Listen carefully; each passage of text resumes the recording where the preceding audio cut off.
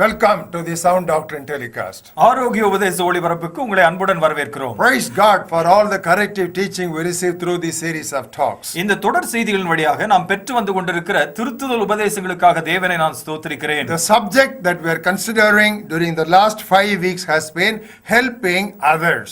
கடந்த 5 வாரங்களாக நாம் பார்த்து வருகிற தலைப்பு பிறருக்கு உதவுதல். And the topic that is before us is how not to help. நமக்கு முன்பாக இருக்கிற தலைப்பு எப்படி உதவி செய்யக்கூடாது என்பதாகும். So far we have done 5 lessons. இதுவரையிலும் 5 பாடங்களை நாம் பார்த்திருக்கிறோம். Lesson number 1. முதல் பாடம், Do not consider charity optional. தான தர்மம் கட்டாயமானது அல்ல என்று எண்ணிவிடக் கூடாது. Lesson number 2. இரண்டாவது பாடம், Do not think you own anything. எதுவுமே எனக்கு சொந்தம் என்று நினைக்க கூடாது. Lesson number 3. மூன்றாவது பாடம், Do not be stingy. கஞ்சத்தனமாய் இருக்கக்கூடாது. Lesson number 4. நான்காவது பாடம், Do not always wait for group action. எப்பொழுதுமே குழுவாய் செயல்பட வேண்டும் என்று காத்திருக்க கூடாது. Last week we studied lesson number 5. சென்ற வாரத்திலே 5வது பாடத்தை நாம் பார்த்தோம். Do not be overcautious in choosing the beneficiaries. யாருக்கு உதவி செய்ய வேண்டும் என்பதை தேர்ந்தெடுப்பதிலே அளவுக்கு அதிகமாய் ஜாக்கிரதையாய் இருக்கக்கூடாது. Today we will move on to lesson number 6. இன்றைக்கு நாம் 6வது பாடத்திற்கு கடந்து வருகிறோம். How not to help. எப்படி உதவி செய்ய கூடாது. Do not confine charity to special occasions. தான தர்மம் செய்வதை விசேஷித்த நாட்களோடு நிறுத்திவிடக் கூடாது. Once again, மீண்டுமாய் சொல்கிறேன், how not to help. எப்படி உதவி செய்ய கூடாது. Do not confine charity to special occasions. தான தர்மம் செய்வதை விசேஷித்த நாட்களோடு நிறுத்திவிடக் கூடாது. Many of us confine charity to Christmas season. நம்மிலே அநேகர் தான தர்மங்களை எல்லாம் கிறிஸ்துமஸ் காலத்திற்கு மட்டுமென்று வைத்து விடுகிறோம். Or to birthdays. அல்லது பிறந்த நாட்களில் மட்டுமே செய்வோம் என்று இருக்கிறோம். Or to anniversaries. அல்லது நினைவு நாட்களில் மட்டும் செய்வதாக கொள்ளுகிறோம். And we even call December a season or a month of giving. December மாதத்தையே கொடுத்தலின் மாதம் என்று கூட நாம் அழைக்கிறோம். And beggars wonder why Christmas comes only once a year. பிச்சைக்காரர்களுக்கு ஒரு கேள்விக்குறி, கிறிஸ்துமஸ் ஏன் ஆண்டுக்கு ஒரு முறைதான் வருகிறது? And they wonder what to do with so much of sweets and eatables they collect on Christmas morning. Christmas காலை அன்று அவர்கள் சேகரிக்கிற இத்தனை இனிப்புகளையும் பலகாரங்களையும் வைத்து என்ன செய்வதென்று அங்கலாய்க்கிறார்கள் இந்த பிச்சைக்காரர்கள். And prisoners wonder why so many visitors only during the month of December. சிறைவாசிகள் எல்லாரும் ஏன் இந்த டிசம்பர் மாதத்தில் மட்டும் இத்தனை பேர் நம்மை வந்து சந்திக்கிறார்கள் என்றும் அவர்கள் யோசிக்கிறார்கள். The same is the lot of the inmates of orphanages, old age homes and also leprosariums. அதே விதமாக தான் தொழுநோயாளிகளுடைய இல்லங்களிலும் சரி, முதியோர் இல்லங்களானாலும் சரி, அநாதை இல்லங்களானாலும் சரி, அங்க இருக்கிறவர்கள் எல்லாம் இதையே தான் யோசிக்கிறார்கள். Beloved, this type of occasional charity is not biblical. பிரியமானவர்களே, இவ்விதமாக எப்பொழுதாவது தான தர்மம் செய்வது என்பது வேதத்தின் அடிப்படையிலானது கிடையாது. What is the biblical teaching? வேதத்தின் போதனை தான் என்ன? Turn with us to 1 Corinthians 16th chapter. 1 கொரிந்தியர் 16வது அத்தியாயத்துக்கு என்னோடு கூட வாருங்கள். We'll read the first 2 verses to you see how clear the admonition is. முதல் 2 வசனங்களை உங்களுக்கு வாசிக்கிறோம். எப்படியாக உங்களுக்கு கொடுக்கப்படுகிற ஆலோசனை இருக்கிறது என்று பாருங்கள். Now concerning the collection for the saints, as I have given orders to the churches in Galatia, so you must do also. பரிசுத்தவான்களுக்காக சேர்க்கப்படும் தர்ம பணத்தை குறித்து நான் கலாத்தியா நாட்டு சபைகளுக்கு பண்ணின திட்டத்தின்படியே நீங்களும் செய்யுங்கள். So this is an admonition to all of us today. நம்ம எல்லாருக்குமே இதுதான் ஒரு அறிவுரை. On the first day of the week, let each one of you lay something aside, storing up as he may prosper, that there be no collections when I come. நான் வந்திருக்கும் போது பணம் சேர்க்கிறதல் இராதபடிக்கு உங்களில் அவனவன் வாரத்தின் முதல் நாள் தோறும் தன் வரவுக்கு தக்கதாக எதையாகிலும் தன்னிடத்தில் சேர்த்து வைக்க கடவன். So Apostle Paul has admonished every week you set aside something for the poor people. அப்போஸ்தலனாகிய பவுல் ஆலோசனை சொல்லி வாரத்தின் முதல் நாள் ஏதாவது உங்களிலே நீங்கள் சேர்த்து வைத்துக் கொள்ளுங்கள் என்று சொல்லுகிறார். Why did he mention first day of the week? ஏன் வாரத்தின் முதல் நாள் என்று குறிப்பிடுகிறார்? Jesus rose again on the first day of the week. ஆண்டவராகிய இயேசு வாரத்தின் முதல் நாளில் தான் உயிர்த்தெழுந்தார். And following resurrection, Christians began to customarily gather on the first day of the week. உயிர்த்தெழுதலை தொடர்ந்து கிறிஸ்தவர்கள் வழக்கமாக அவர்கள் வாரத்தின் முதல் நாளிலே கூட ஆரம்பித்தார்கள். We have that in book of Acts 20th chapter. அப்போஸ்தலர் நடபடிகள் 20வது அத்தியாயத்திலே இது நமக்கு சொல்லப்பட்டிருக்கிறது. Look at the 7th verse. 7வது வசனத்தை பாருங்கள். There we find the disciples came together to break bread on the first day of the week. அந்த இடத்திலே வாரத்தின் முதல் நாளிலே சீஷர்கள் அப்பம் பிற்கும்படியாக வந்தார்கள் என்று சொல்லப்பட்டிருக்கிறது. And this has become a common practice until today. இது தொடர்ந்து ஒரு வழக்கமாகவே இன்று வரையிலும் காணப்படுகிறது. We call our church gathering on this first day of the week as Sunday worship or Sunday service. இந்த வாரத்தின் முதல் நாள் கூடி வருகிறதை ஞாயிறு ஆராதனை என்று நாம் அழைக்கிறோம். I have a question. ஒரு கேள்வியை கேட்கிறேன். Following Sunday worship, why should you not have Sunday charity also? ஞாயிறு ஆராதனையை தொடர்ந்து ஏன் ஞாயிறு தான தர்மம் இருக்கக்கூடாது? That is very much in line with the Bible. வேதத்திலே அது தெளிவாகவே குறிப்பிடப்பட்டிருக்கிறது. Turn with us to the book of Hebrews. எபிரேய நிருபத்துக்கு என்னோடு கூட வாருங்கள். Look at the 13th chapter. 13வது அத்தியாயத்தை பாருங்கள். Read verses 15 and 16. 15, 16 வசனங்களை நாம் பார்ப்போம். By him let us continually offer the sacrifice of praise to God, that is the fruit of our lips, giving thanks to his name. ஆகையால் அவருடைய நாமத்தை துதிக்கும் உதடுகளின் கனியாகிய ஸ்தோத்திர பலியை அவர் மூலமாய் எப்போதும் தேவனுக்கு செலுத்த கடவோம். This can be called as Sunday worship. இது ஞாயிறு ஆராதனை என்று குறிப்பிடலாம். But what comes in verse 16? 16வது வசனத்தில் என்ன வருகிறது? But do not forget to do good and to share, for with such sacrifices God is well pleased. அன்றியும் நன்மை செய்யவும் தான தர்மம் பண்ணவும் மறவாதிருங்கள். இப்படிப்பட்ட பலிகளின் மேல் தேவன் பிரியமாயிருக்கிறாரே. In other words, as much as we emphasize Sunday service or Sunday worship, we should also emphasize Sunday charity. மறு வார்த்தைகளை சொல்ல வேண்டும் என்று சொன்னால், எந்த அளவுக்கு ஞாயிறு ஆராதனையை நாம் வலியுறுத்துகிறோமோ அதே அளவுக்கு ஞாயிறு தான தர்மத்தையும் நாம் வலியுறுத்த வேண்டும். Yes, charity should not be occasional or seasonal, but it must be regular. ஆம் பிரியமானவர்களே, தான தர்மம் என்பது எப்பொழுதாவது செய்வதாகவோ அல்லது ஏதோ ஒரு காலத்திற்கு மட்டும் செய்கிறதாகவோ இருக்கக்கூடாது.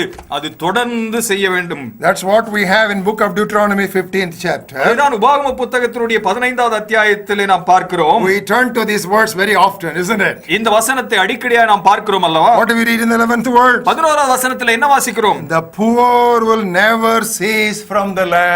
தேசத்திலே எளியவர்கள் இல்லாதிருப்பதில்லை. In other words, there will always be poor people in the land. எப்பொழுதுமே எளியவர்கள் நம்முடைய தேசத்திலே இருந்து கொண்டே தான் இருப்பார்கள். Therefore I command you, help the poor. ஆகவே நீங்கள் தான தர்மம் செய்யுங்கள் என்று உங்களுக்கு கட்டளையிடுகிறேன். The same truth Jesus brought out in a very interesting situation. இதே சத்தியத்தை ஆண்டவராகிய இயேசு வேறொரு சுவாரஸ்யமான சூழ்நிலையிலே கொண்டு வருகிறார். We all know how that woman broke that costly alabaster perfume bottle and poured it at the feet of Jesus. விலையேறப்பெற்ற பரிமள தைல புட்டியை உடைத்து இயேசுவின் பாதத்திலே ஊற்றினாள் என்று ஒரு ஸ்திரியை குறித்து வாசிக்கிறோம். And you know, in that context what Jesus said? அந்த ஒரு சூழ்நிலையிலே ஆண்டவராகிய இயேசு என்ன சொன்னார்? John 12 and verse 8. யோவான் 12 8வது வசனம். The poor you have with you always. தரித்திரர் எப்பொழுதும் உங்களிடத்தில் இருக்கிறார்கள். Once again. மீண்டுமாய் சொல்கிறேன். The poor are with you always. தரித்திரர் எப்பொழுதும் உங்களிடத்திலே இருக்கிறார்கள். The question is, கேள்வி, are we always with the poor?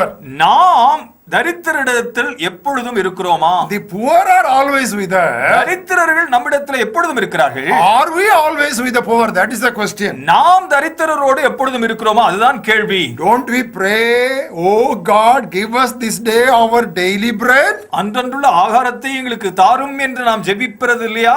And should we not then give daily food to poor people? ஆகாரத்தை தினமும் நாம் தரித்திரருக்கு அப்பொழுது கொடுக்க வேண்டிய அவசியம் இல்லையா? That's what is pointed out in book of James, 2nd chapter.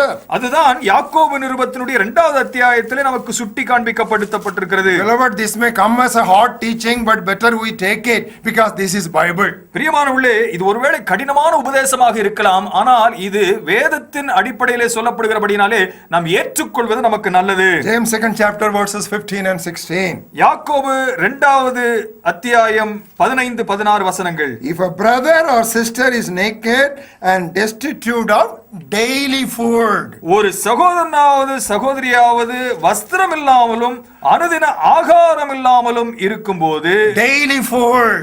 அனுதின ஆகாரம், You know, we are supposed to give them. We are not simply to pray for them, but we are supposed to give them. தினமும் அவர்களுக்காக வெறுமனே ஜெபிப்பது கிடையாது, தினமும் அவர்களுக்கு நாம் கொடுக்க வேண்டும். Recently, there appeared a statistics in the Hindu newspaper of January 11th. ஜனவரி மாதம் 11ஆம் தேதி அன்று வந்த இந்து பத்திரிகையிலே செய்தித்தாளிலே இப்படியாக ஒரு செய்தி காணப்பட்டது. 42% of Indian children are underweight due to malnutrition. ஊட்டச்சத்து குறைவினாலே இந்தியாவில் உள்ள 42% சிறுவர்கள் எடை குறைவாக இருக்கிறார்கள். And Prime Minister Manmohan Singh calls it a national shame. பிரதம மந்திரியாகிய மன்மோகன் சிங் அவர்கள் இது தேசத்திற்கே அவமானம் என்று சொல்லி இருக்கிறார். Shall I tell a proverb to you? உங்களுக்கு ஒரு பழமொழியை நான் சொல்லட்டுமா? If you sumptuously feed someone else's child, your child will grow prosperously. ஊரார் பிள்ளையை ஊட்டி வளர்த்தால் உன் பிள்ளை தானாய் வளரும். Beloved, these are all maxims which we should never ever forget. பிரியமானவர்களே, இந்த விதமான பழமொழிகளை எல்லாம் நாம் மறக்கவே கூடாது. The Bible calls us to maintain good works. நற்கிரியைகளை எப்பொழுதும் நாம் நடப்பிக்க வேண்டும் என்று வேதம் நம்மை அழைக்கிறது. Turn with us to the book of Titus, 3rd chapter. தீத்து 3வது அத்தியாயத்துக்கு என்னோடு வாருங்கள். Look at the 8th verse. 8வது வசனத்தை பாருங்கள். This is a faithful saying, and these things I want you to affirm constantly, that those who have believed in God should be careful to maintain good works. இந்த வார்த்தை உண்மை உள்ளது. தேவனிடத்தில் விசுவாசமானவர்கள் நற்கிரியைகளை செய்ய ஜாக்கிரதையாய் இருக்கும்படி நீ இவைகளை குறித்து திட்டமாய் போதிக்க வேண்டும் என்று விரும்புகிறேன். இவைகளே நன்மையும் மனுஷருக்கு பிரயோஜனமானவைகள். And look at the 14th verse. 14வது வசனத்தை பாருங்கள். Let our people also learn to maintain good works to meet urgent needs, that they may not be unfruitful. நம்முடையவர்களும் கனியற்றவர்களாய் இராதபடிக்கு குறைவுகளை நீக்குகிறதற்கு ஏதுவாக நற்கிரியைகளை செய்ய பழகட்டும். In the 8th verse it says, affirm constantly, keep on teaching this truth. இவைகளை தொடர்ந்து போதித்துக் கொண்டே இருங்கள் என்று 8வது வசனத்திலே சொல்லிவிட்டு, Beloved, and they say maintain good works. இந்த நற்கிரியைகளை செய்ய பழகுங்கள் என்று சொல்கிறது. You know, it has become our regular practice. That's what it means. இதுதான் நம்முடைய பழக்கமாக மாறிவிட்டது என்று இந்த வசனங்கள் சொல்கிறது. Another passage which we have earlier referred to, we want you to look at again. மற்றும் ஒரு வசன பகுதி இதற்கு முன்பாக உங்களுக்கு சொல்லி இருக்கிறோம், மீண்டுமாக அதை காண்பிக்க விரும்புகிறோம். Turn with us to the book of Galatians, 2nd chapter. கலாத்தியர் நிருபம் 2வது அத்தியாயத்துக்கு என்னோடு வாருங்கள். Look at the 10th verse. 10வது வசனத்தை பாருங்கள். It says, remember the poor. தரித்திரரை நினைத்துக் கொள்ளுங்கள் என்று சொல்கிறது. In other words, keep the poor people in your remembrance. மறு வார்த்தைகளே, தரித்திரரை உங்களுடைய எண்ணங்களிலே வைத்துக் கொள்ளுங்கள். And with that you come to Hebrews 13th chapter. அதை வைத்துக் கொண்டு இப்பொழுது எபிரேய நிருபத்துக்கு வரும் பொழுது 13th chapter. 13வது அத்தியாயம் Look at the 16th verse. 16வது வசனத்தை பாருங்கள். Do not forget to do good and to share. அன்றியும் நன்மை செய்யவும் தான தர்மம் பண்ணவும் மறவாதிருங்கள். In Galatians it says, remember the poor. கலாத்தியரிலே நீங்கள் தரித்திரரை நினைத்துக் கொள்ளுங்கள் என்று சொல்கிறது. And here in Hebrews it says, do not forget to do good and to share. எபிரேய நிருபத்திலே நன்மை செய்யவும் தான தர்மம் பண்ணுகிறதையும் மறவாதிருங்கள் என்று சொல்கிறது. One place it says remember, other place it says do not forget. ஒரு இடத்திலே நினைத்துக் கொள்ளுங்கள் என்றும் மற்றொரு இடத்திலே மறவாதிருங்கள் என்றும் சொல்லப்படுகிறது. Putting these two verses together, you know what is the truth that emerges? The poor should have a constant place in our minds. இந்த ரெண்டு வசனங்களையும் இணைத்து பார்க்கும் பொழுது அதிலிருந்து நமக்கு வருகிற உண்மை என்ன தெரியுமா? தரித்திரர்களுக்கு நம்முடைய மனதிலே எப்பொழுதும் இடம் இருக்க வேண்டும். You know why deacons were appointed in the early church? ஆதி திருச்சபையிலே உதவிக்காரர்கள் ஏன் நியமிக்கப்பட்டார்கள் தெரியுமா? You know, when they were instituted in the first place, முதல் அவர்கள் எப்பொழுது நியமிக்கப்பட்டார்கள் என்று உங்களுக்கு தெரியுமா? they were instituted in Acts of the Apostles 6th chapter. அப்போஸ்தலர் நடபடிகள் 6வது அத்தியாயத்திலே இவர்கள் முதல் நியமிக்கப்படுகிறார்கள். Why were they instituted? எதற்கு நியமிக்கப்பட்டார்கள்? They were appointed or ordained to take care of tables or serve tables or serve the food to the widows. அவர்கள் விதவைகளுக்கு பந்தி விசாரிப்புக்காரர்களாக அவர்கள் தெரிந்து கொள்ளப்பட்டார்கள். And you know that was an ongoing ministry. இது தொடர்ந்து நிகழ்ந்த ஒரு ஊழியமாக காணப்பட்டது. How do we say that? இது எப்படி சொல்கிறோம்? Later on, when Paul was writing to Timothy, he was giving qualifications for deacons. பிற்பாடு தீமோத்தேயுவுக்கு எழுதும் பொழுது உதவிக்காரர்கள் எப்படி இருக்க வேண்டும் என்று அவர்களுடைய தகுதிகளை பவுல் எழுதினார். In other words, the ministry of deacon that was essentially to start with serving the poor people has to be an ongoing thing. உதவிக்காரர்களாய் இருக்க வேண்டிய அந்த ஊழியமானது தொடர்ந்து நிகழ வேண்டியதாய் இருக்கிறது. The same was the case with Cornelius also. அதே காரியம்தான் கொர்நேலியுனுடைய சம்பவத்திலும் பார்க்கிறோம். How do we read about his devotional experience? அவனுடைய பக்தியை குறித்து நாம் என்ன வாசிக்கிறோம்? Turn with us to Acts 10th chapter. அப்போஸ்தலர் 10வது அத்தியாயத்துக்கு என்னோடு கூட வாருங்கள். The second verse. 2வது வசனத்தை பாருங்கள். He was a devout man, one who feared God with all his household, who gave alms generously to the people and pray to God always. அவன் தேவ பக்தி உள்ளவனும் தன் வீட்டார் அனைவரோடும் தேவனுக்கு பயந்தவனுமாயிருந்து ஜனங்களுக்கு மிகுந்த தர்மங்களை செய்து எப்பொழுதும் தேவனை நோக்கி ஜெபம் பண்ணி கொண்டிருந்தான் என்று பார்க்கிறோம். Alms giving and praying were going hand in hand, side by side in the devotional lifestyle of Cornelius. தான தர்மம் செய்கிறதும் ஜெபிப்பதும் அவனுடைய வாழ்க்கையில் ஆவிக்குரிய வாழ்க்கையிலே கொர்நேலியுனுடைய வாழ்க்கையிலே தொடர்ந்து நிகழ்ந்த ஒன்றாக இருந்தது. Yes, beloved, charity cannot be occasional or seasonal, it must be regular. ஆம் பிரியமானவர்களே, தான தர்மங்கள் ஏதோ ஒரு குறிப்பிட்ட காலத்தில் செய்வதாக இருக்கவே முடியாது. அது தொடர்ந்தேர்ச்சியாய் நடக்க வேண்டும். Only if we are regular in that, we can befriend the poor people. அதை நாம் தொடர்ந்து செய்தால்தான் ஏழைகளுடைய நண்பர்களாய் நாம் இருக்க முடியும். Turn with us for a challenge that is given in book of Proverbs 14th chapter. நீதிமொழிகளின் புத்தகம் 14வது அத்தியாயத்திலே நமக்கு கொடுக்கப்பட்டிருக்கிற ஒரு சவாலை பார்க்க Look வாருங்கள். at the 20th verse. 20வது வசனத்தை பாருங்கள். The poor man is hated even by his own neighbor, தரித்திரன் தனக்கு அடுத்தவனாலும் பகைக்கப்படுகிறான். but the rich has many friends. ஐஸ்வர்யவானுக்கோ அநேக சிநேகிதர் உண்டு. Why is this statement given to us in the Bible? வேத புத்தகத்திலே ஏன் இந்த வாக்கு கொடுக்கப்பட்டிருக்கிறது? Because poor people are hated and rejected by other people. தரித்திரர்கள் மற்றவர்களாலே பகைக்கப்படுகிறார்கள். We as Christians and believers and God's children should go out of the way to befriend the poor people. தேவனுடைய பிள்ளைகளாய் விசுவாசிகளாய் கிறிஸ்தவர்களாகிய நாம் அந்த தரித்திரர்களை நண்பர்களாக்கிக் கொள்ள முன் செல்ல வேண்டும். Instead of going after rich people, let us go to poor people. பணக்காரர்களை தேடி நாடுவதை விட்டுவிட்டு ஏழைகளை நாம் நாடி போக வேண்டும். The same truth is given in Proverbs 19th chapter also. அதே சத்தியம் நீதிமொழிகள் 19வது அத்தியாயத்திலும் சொல்லப்பட்டிருக்கிறது. Look at the 7th words. 7வது வசனத்தை பாருங்கள். All the brothers of the poor hate him. How much more do his friends go far from him? He may pursue them with words, yet they abandon him. தரித்திரனை அவனுடைய சகோதரர் எல்லாரும் பகைக்கிறார்களே, எத்தனை அதிகமாய் அவன் சிநேகிதர் அவனுக்கு தூரமாகிறார்கள். அவர்களுடைய வார்த்தைகளை அவன் நாடுகிறான், அவர்களோ வெறும் வார்த்தைகளே. Not only neighbors, even own brothers will hate a poor man. அயலகத்தார் மட்டுமல்ல, கூட பிறந்த சகோதரர்களும் கூட அந்த விதமாய் வெறுக்கிறவர்களாய் மாறிவிடுகிறார்கள். That is why Jesus was very often, when you read in the gospel, he was with the poor. ஆகவேதான் சுவிசேஷ பகுதிகளை பார்க்கும் பொழுது ஆண்டவராகிய இயேசு பெரும்பாலும் ஏழைகள் இடையே காணப்படுகிறதை பார்க்கிறோம். Turn with us for a New Testament admonition in Romans 12th chapter. ரோமர் 12வது அத்தியாயத்தில் ஒரு ஆலோசனை சொல்லப்பட்டிருக்கிறது, பார்க்க வாருங்கள். I'll read to you verse 13 and then verse 16. 13வது வசனத்தையும் 16வது வசனத்தையும் உங்களுக்கு வாசிக்கிறோம். In the 13th verse we read, distributing to the needs of the people, to the saints and given to hospitality. 13வது வசனத்திலே பரிசுத்தவான்களுடைய குறைவில் அவர்களுக்கு உதவி செய்யுங்கள், அந்நியரை உபசரிக்க நாடுங்கள் என்று சொல்லப்பட்டிருக்கிறது. And in the 16th verse it says, 16வது வசனத்திலே சொல்லப்பட்டிருக்கிறது, in the middle portion of it, அதனுடைய மைய பகுதியிலே associate with the humble.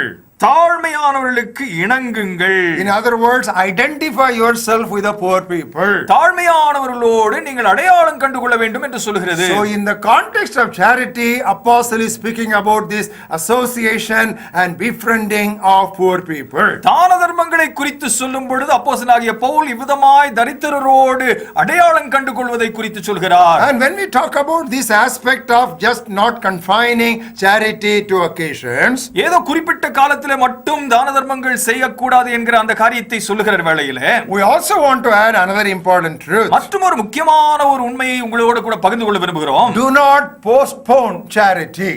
உங்களுடைய தான தர்ம காரியங்களை தள்ளி போடவும் கூடாது. There is a warning given to us in book of Proverbs 3rd chapter. நீதிமொழிகள் புத்தகம் 3வது அத்தியாயத்தில் நமக்கு ஒரு எச்சரிப்பு கொடுக்கப்பட்டிருக்கிறது. Verses 27 and 28. 27 28 வசனங்கள். Do not withhold good from those to whom it is due when it is in the power of your hand to do so. நன்மை செய்யும்படி உனக்கு திராணி இருக்கும்போது அதை செய்யத்தக்கவர்களுக்கு செய்யாமல் இராதே. Do not say to your neighbor, go and come back and tomorrow I will give it, when you have it with you. உன்னிடத்தில் பொருள் இருக்கையில் உன் அயலானை நோக்கி நீ போய் திரும்ப வா, நாளைக்கு தருவேன் என்று சொல்லாதே. Oh, how clear the words are here, beloved. எவ்வளவு தெளிவாக வார்த்தைகள் இங்கே கொடுக்கப்பட்டிருக்கிறது பிரியமானவர்களே. Why have we forgotten all these precious truths? ஏன் இந்த இத்தனை மகத்தான உண்மைகளையும் சத்தியங்களையும் நாம் மறந்து போயிருக்கிறோம்? You know, there is a statement like this. இப்படியாக ஒரு கூற்று இருக்கிறது தெரியுமா? He who gives quickly, he gives twice. துரிதமாய் கொடுக்கிறவன் இரட்டத்தனையாய் கொடுக்கிறான். Once again. மீண்டுமாய் சொல்கிறேன். He who gives quickly, he gives twice. துரிதமாய் கொடுக்கிறவன் இரட்டத்தனையாய் கொடுக்கிறான். Don't be just waiting for moving appeals for funds for the poor. அவசரகால வேண்டுதலுக்காக நீங்கள் காத்திருக்க வேண்டாம். Don't wait to be asked by somebody. யாரோ ஒருவர் உங்களுக்கு கேட்டால் தான் நீங்கள் கொடுப்பீர்கள் என்று இருக்க வேண்டாம். Keep your eyes wide open. உங்கள் கண்களை நீங்கள் திறந்து காத்திருங்கள். If you are open like that, அப்படியாய் நீங்கள் காத்திருப்பீர்களானால் God himself will lead you to the needy people. அவ்விதமாய் தேவையுள்ள மக்களிடத்திலே ஆண்டவரே உங்களை நடத்தி செல்வார். Try to as often as possible visit the poor people.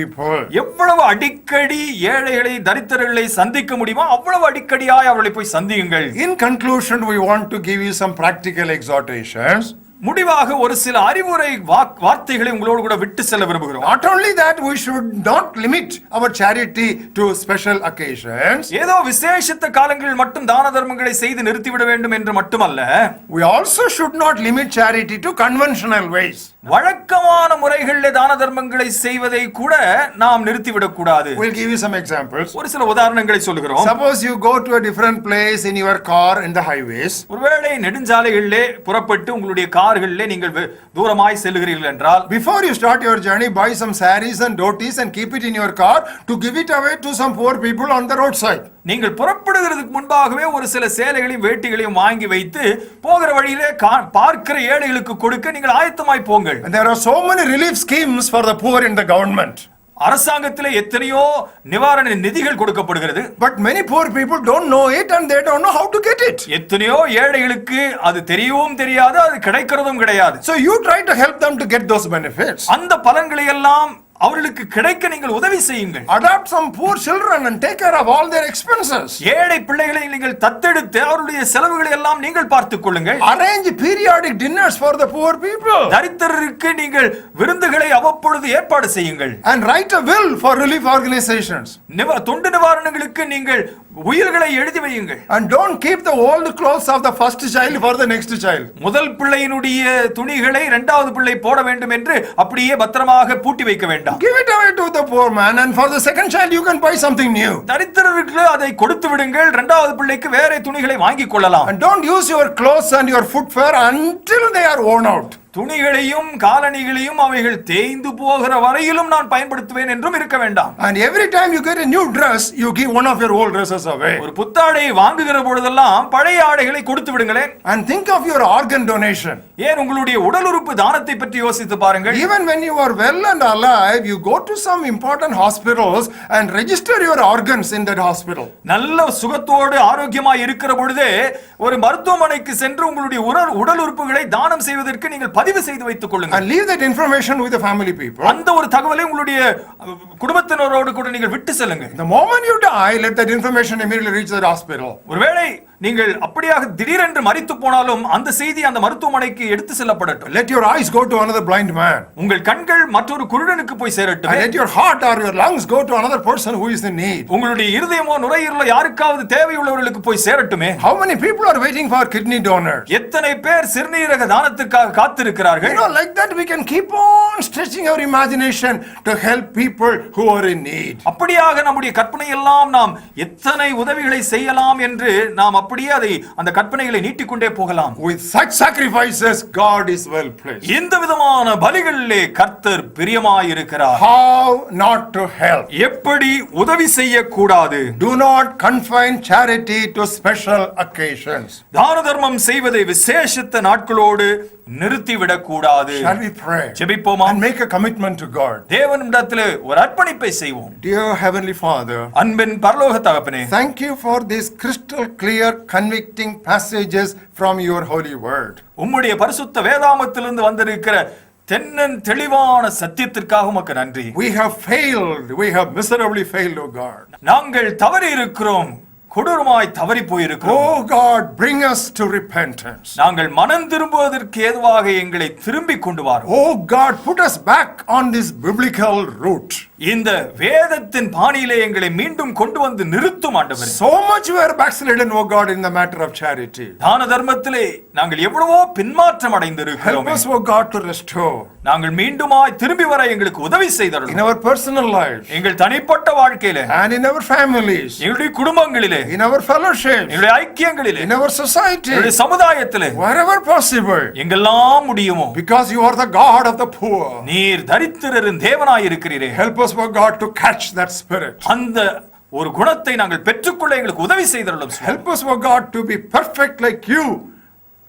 Because you are so liberal and so generous towards everyone. எல்லோருக்கும் நீர் இத்தனை தாராளமும் தயாள குணமும் உள்ளவராய் இருக்கிறபடினாலே அதே விதமாய் நாங்களும் ஏங்க நீர் எங்களுக்கு உதவி செய்தருளும். Thank you, Lord, for speaking to us. எங்களோடு நீர் பேசினதற்காக உமக்கு நன்றி சுவாமி. Continue to keep these scripture passages ring in our ears and in our hearts. இந்த வசன பகுதிகள் எங்கள் இருதயங்களிலும் எங்கள் நினைவுகளிலும் எப்பொழுதும் ரிங்காரித்துக் கொண்டிருக்கட்டும். Oh God, we give you all glory. உமக்கே கன மகிமையை செலுத்துகிறோம் சுவாமி. In Jesus' name we pray. இயேசுவின் மூலம் ஜெபிக்கிறோம் நல்ல பிதாவே. Amen. ஆமென்.